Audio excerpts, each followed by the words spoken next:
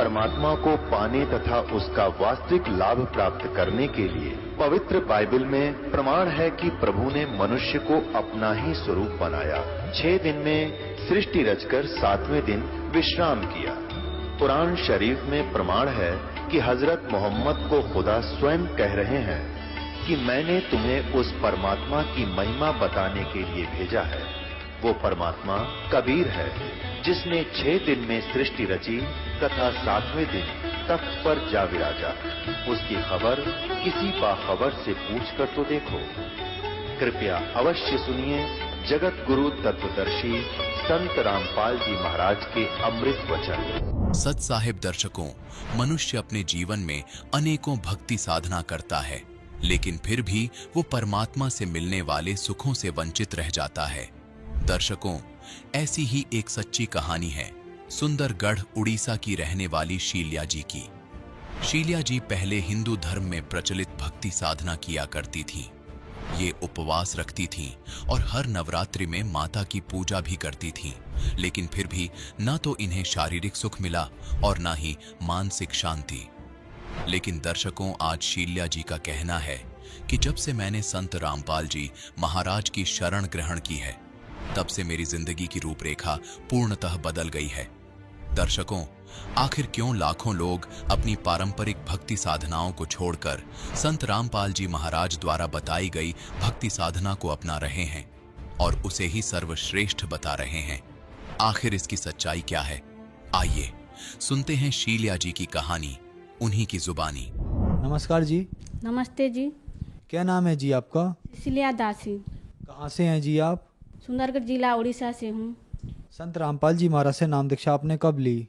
अप्रैल 6, 2018 को बंदी छोड़ सदगुरु रामपाल जी महाराज के शरण में आए हैं। संत रामपाल जी महाराज से नाम दीक्षा लेने से पहले आप क्या भक्ति साधनाएं करती थी? शिव जी को, दुर्गा जी को पूजा करती थी सर। तो फिर क्या कारण बना कि आप संत रामपाल जी महाराज की शरण में आई? शिव जी को, दुर्गा जी को और अन्य देवी देवता को मानते भी मैं बहुत दुखी हो गई थी सर। ऐसा हुआ कि 2017 अप्रैल 20 तारीख को माँ की देहांत हो गई। आर्थिक स्थिति बहुत दुर्बल थी और शारीरिक स्थिति भी मेरा ठीक नहीं था और मम्मी चली गई तो मैं अत्यंत दुखी हो गई सर।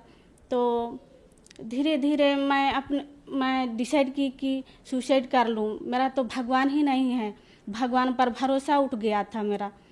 तो उसी समय बोली, इतना देवी देवता को मैं पुकार रही हूँ मेरे सहायता करने के लिए, पर क्यों नहीं मान रहे हैं ये? यदि प्रकृति में भगवान है तो क्यों नहीं मान रहे हैं मेरा बात? बोली तो सुसाइड करने के लिए डिसीजन ली। तब एक बार सोची, मेरा मन में सोच ली कि कहीं इन 33 कोटि देवी देवता से भी तो ऊपर का भगवान तो नहीं है। मैं सुसाइड करना भी एक तरफ से अपराध है, तो मैं मनमर्जी सुसाइड कर लूँगी तो मेरा गलती होगा, भगवान को क्या जवाब दूंगी। उसी समय मैं एक बार सोची कि इसके ऊपर के परमेश्वर को पुकार लूँ। तब मैं पुकार ली, हे भगवान मेरे को सहायता कीजिए, इसके ऊपर क्या और भी भगवान है क्या? परमेश्वर मुझे सहायता कीजिए, नहीं तो 3 दिन के अंदर मैं सुसाइड कर लूँगी। आपके ऊपर मेरा विश्वास नहीं उठ जाएगा और कभी भी विश्वास नहीं करूँगी, ऐसा बोली। तो उस दिन में ऐसा फुकारी, रोई कमरे के अंदर। तब रात को ऐसा ही बिना खाए पिए मैं सो गई।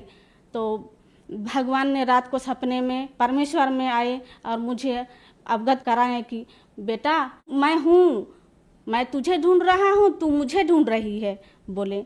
तो उसी समय मैंने थोड़ा विश्वास आया कि भगवान के ऊपर विश्वास आया। सुबह उठी, थोड़ा मुझे खुशी लगा कि जो भी हो आज मैं भगवान से बात की। तो उसका पीछे और मैं उसका पीछे फिर भी मैं, भगवान तो है, जहीं भी जाऊंगी तो मेरा स्थिति ठीक हो सकता है बोली। और मैं थोड़ा झाड़ फूक में थोड़ा विश्वास भी करती थी। मेरा आर्थिक स्थिति ठीक नहीं है था सर। तो वैसा और भी गई झाड़ फूक कराने, लेकिन ठीक नहीं हुई। तो फिर और पुकारी भगवान को, हे भगवान मैं तो कहाँ जाऊँ, किसके शरण में जाऊँ तो मेरा कल्याण हो सकता है। प्रभु बोलिए, परमेश्वर बोली। तो परमेश्वर फिर से मुझे सपना में अवगत कराए कि बेटा मैं देख ले और टीवी में जैसा दिखता है फोटो, ऐसा ही गुरुजी संत रामपाल जी महाराज के फोटो आए। मैं ऐसा रूप में दुनिया में आया हूँ, मुझे खोज के दिखा। बोले तो सुबह उठी और मैं हंसी, मैं खोज के दिखाऊंगी आपको, ज़रूर दिखाऊंगी बोली। तो सुबह उठी और कुछ काम में उलझन पड़ी थी, ऐसा काम करके तब 6-7 बजे उस दिन मैं सोची गुरुजी को, परमेश्वर को मैं जवाब दी हूँ कि मैं भगवान को या उनको ढूंढना है मुझे बोली। और मैं एक बार सोच ली कि टीवी में तो गुरुजी सब प्रवचन देते हैं, वहीं ढूंढ लेती हूँ, कहीं चैनल में मिल जाएंगे वो, मेरा ऐसा सोच आया। तो रिमोट पकड़ी और टीवी में वो चैनल सब लगाते चैनल लग गया। तो उसमें देखी कि वही जिन फोटो देखी थी परमेश्वर दिखाए थे, वही फोटो में वो गुरुजी संत रामपाल जी महाराज के फोटो देखकर मैं चकित रह गई। हे भगवान, यही मेरा भगवान है बोल के मैं आश्चर्य हो गई। और मुझे तो जल्द ही जल्द इनके शरण में जाना है, तब मेरा कल्याण हो सकता है, नहीं तो मैं मर जाऊंगी। इतना मैंने मेरा जीवन दुखपूर्ण था, जो अगणित दुख था मेरा जीवन में। तो मैं साथ साथ उनके शरण में जाके कल्याण करना चाहती थी। प्रवचन चलते समय पीले पट्टी में जो नंबर आया था, उस नंबर में संपर्क की। पास में नामदान केंद्र था राउरकेला में, राउरकेला से भगत जनों को बोले तो वो लोग पहुंचा दिए मेरे घर को। ज्ञान गंगा पुस्तक मंगाई थी, तो उस ज्ञान गंगा पुस्तक में इतना अमूल्य ज्ञान भी पढ़ा वो परमेश्वर का, तो मैं गदगद हो गई। तुरंत उनके शरण में जाने के लिए डिसीजन ली।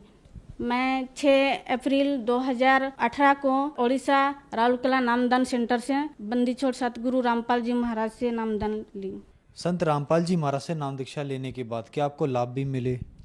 सर, आर्थिक लाभ, मानसिक लाभ, आध्यात्मिक लाभ सब कुछ मिले। सर, मेरा पेट में ट्यूमर था। मैं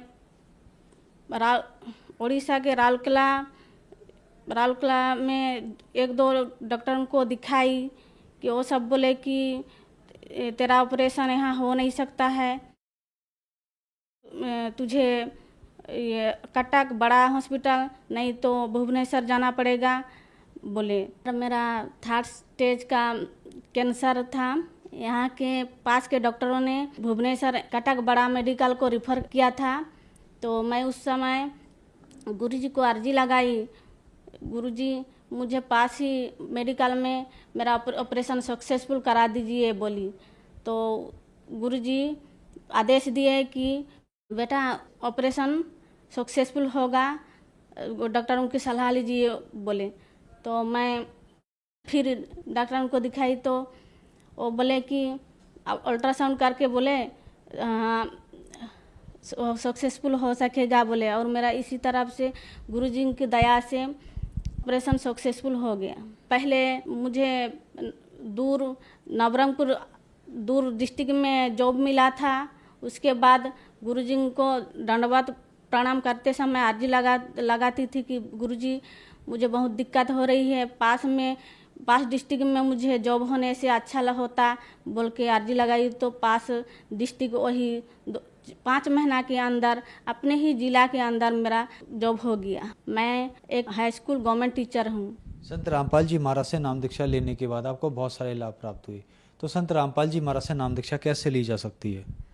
सर, आने के चैनल चलते हैं टीवी पर, प्रवचन चलने के समय एक पीली पट्टी में नंबर आता है, उसी नंबर से संपर्क करने से गुरुजी से नाम दीक्षा ले सकते हैं। धन्यवाद जी।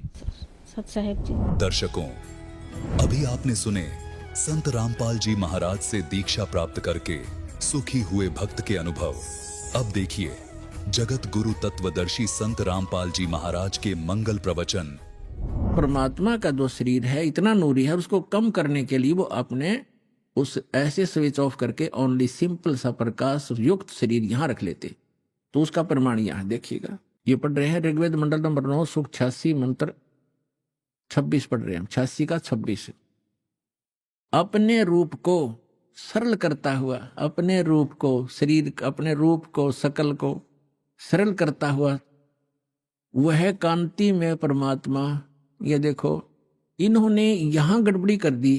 ये देखो, ये है कबीर, हम कबीर बोल रहे हैं, बै बोल रहे हैं हम कबीर, वेदों को वेद बोलते हैं, तो यहाँ कबीर, हम इसको कबीर लिखा, कबीर। इस रै को इन्होंने संधि छेद करके अपसर्ग लगा दिया, अपसर्ग लगा के इसका अर्थ कर दिया, कवि का अर्थ कर दिया सर्वज्ञ। कवि कोई सर्वज्ञ नहीं होता, ना आज तक होया है, परमात्मा ही सर्वज्ञ होता। यहां अर्थ नहीं करना चाहिए था, अर्थ करके अनर्थ किया इन्होंने। यदि कहीं किसी काव्यकार की महिमा वर्णित हो और वहां कवि शब्द हो तो वहां अर्थ किया जा सकता, काव्यकार कर दे, सर्वज्ञ वहां भी नहीं किया जा सकता। तो यहां कबीर देव लिखना था। जैसे ये यजुर्वेद है, आपको प्रमाण दिखाते हैं। जैसे ये एक पुस्तक है यजुर्वेद, इस पर ऊपर रे लगा हुआ है। अब इसी में प्रमाण दिखाते हैं आपको। ये देखिएगा, ये यजुर्वेद है, ये महर्षि दानंद द्वारा ही इसका अनुवाद है। ये प्रकाशक सार्वजनिक कार्य प्रतिनिधि सभा 2/5 महर्षि दानंद, नई दिल्ली से। और ये महर्षि दानंद द्वारा इसका अनुवाद है और ये यहां से छपा। इसके हम आपको ले चलते हैं 36वें अध्याय के, यह 63 अध्याय यानी 33वां अध्याय 36, ये यजुर्वेद है। और यहां देखिएगा, इसका प्रथम मंत्र है, इसमें लिखा है कि रचम वाचम प्रपदे मनो यजु प्रपदे। ये यजु शब्द है, इसका 2 अपसर्ग लगा रखिए। अब इसका अनुवाद महर्षि दानंद जी ने यहां कर रखा है, देखिएगा। इसमें यजु, ये यजु शब्द है, इसका अर्थ यजुर्वेद लिख दिया, बिल्कुल सही। अगर इसका अर्थ कर देता तो ये महिमा यजुर्वेद की थी, और यहां यजुर्वेद लिखना पड़ा। ये रे ला के हमको यजुर्वेद बोलना, यजुर्वेद, तो यहां इसने यजुर्वेद लिखा, बिल्कुल सही लिखा। अगर यहां अर्थ कर देते तो महिमा यजुर्वेद की थी, तो कैसे समझते कि किसकी महिमा, ये अनर्थ हो जाता। इसी प्रकार यहां इन अनुवादकर्ताओं ने कबीर का अर्थ लिखना था, कबीर देव। यहां कवि का अर्थ जैसे अपसर्ग भी लगे हैं, तो इसको लिखना था कबीर देव है उस परमात्मा का, वो कबीर देव। कबीर देव माने साहब परमात्मा, कबीर, हम कबीर बोल रहे हैं, कबीर देव लिख देती है, देव माने परमेश्वर और कबीर माने कबीर। हम कबीर साहब कहने लगे अपनी लोकल भाषा में, हम वह को वह बोलते हैं, और कबीर कबीर, कबीर देव, कबीर साहब, कबीर भगवान, कबीर अल्लाह, अल्लाहू अकबर। वेदों में उसको कबीर देव, अपनी मातृभाषा में वैसे लोकल लैंग्वेज में कबीर साहब, और कुरान शरीफ के अंदर उसको अल्लाहू अकबर यानी अल्लाह कबीर कहा है। ये है वही जो काशी में धानक रूप में रहा था। ये उन महापुरुषों ने प्रमाणित भी कर दिया कि हम सुल्तानी नानक तारे दादों को उपदेश दिया, जात जुलाहा भेद नहीं पाया, काशी माए कबीर हुआ, अनंत कोट ब्रह्मांड का एक रति निभार, और सतगुरु पुरुष कबीर हैं ये कुल के सिरजनहार। हमने फिर से ऋग्वेद ले लिया, यजुर्वेद रख दिया, क्योंकि अब हम इसको प्रमाणित कर रहे थे। ऋग्वेद मंडल नंबर 9 सूक्त 86 के मंत्र 26 को हम पढ़ रहे हैं। यहां आगे थे कि यज्ञ करने वाले यजमानों के लिए परमात्मा, यज्ञ माने धार्मिक अनुष्ठान, यानी साधना करने वाले साधकों के लिए परमात्मा सीधा सारस बन जाता है। सब रास्तों को सुगम करता हुआ, यानी उनके विघ्नों को, संकटों को मर्दन करता है, अपने उनको पवित्र करता हुआ और अपने रूप को सरल करता हुआ, वह कांति में परमात्मा। कबीर देव लिखना था यहां पर, कबीर देव।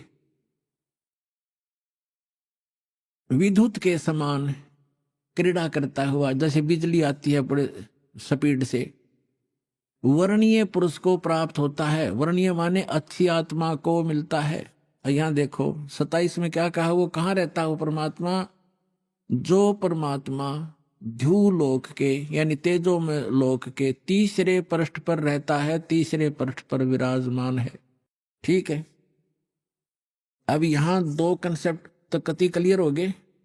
वो परमात्मा ऊपर के लोक में रहता है, ध्युलोक के यानी तेजो में लोक के भी तीसरे स्थान पर, वहां 3 पार्ट है सतलोक के, ऊपर के जितने लोक हैं उनको 3 विभागों में बांटा हुआ है।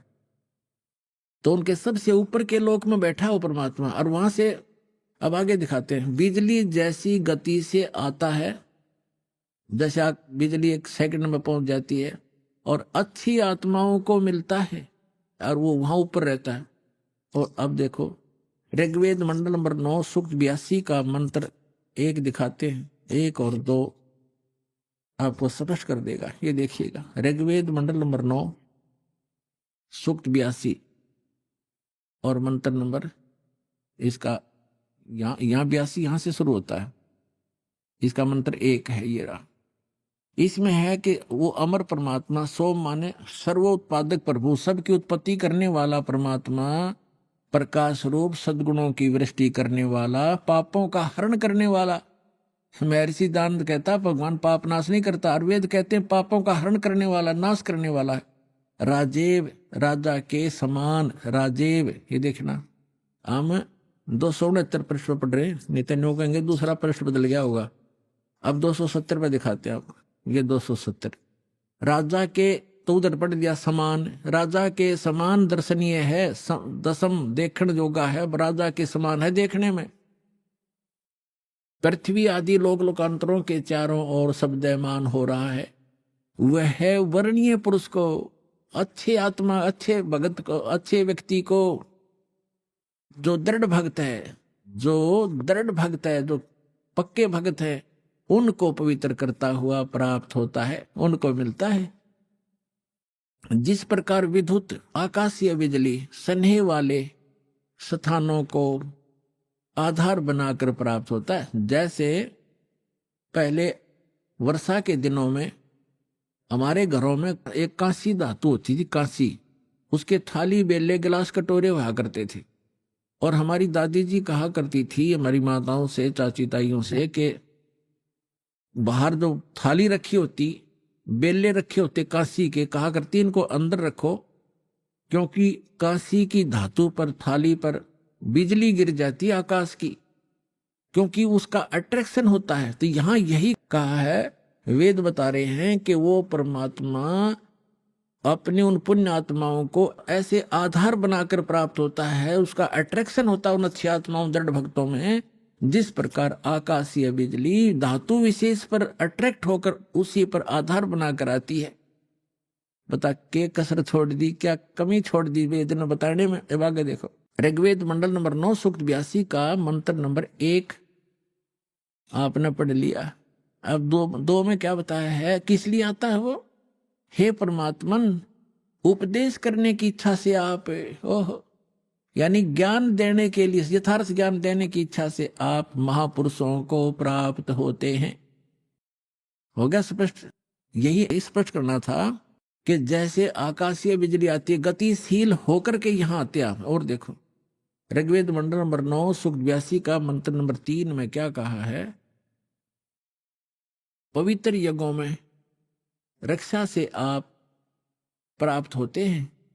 पृथ्वी आदि लोकांतरों में गति करते हुए, सर्वव्यापक नहीं, आप है, गति करते हुए, ये गलत लिखा है, इन अपनी सोच थोड़ी अड़ाई है। आप माने आप स्वयं गतिशील होकर विराजमान होते हैं। है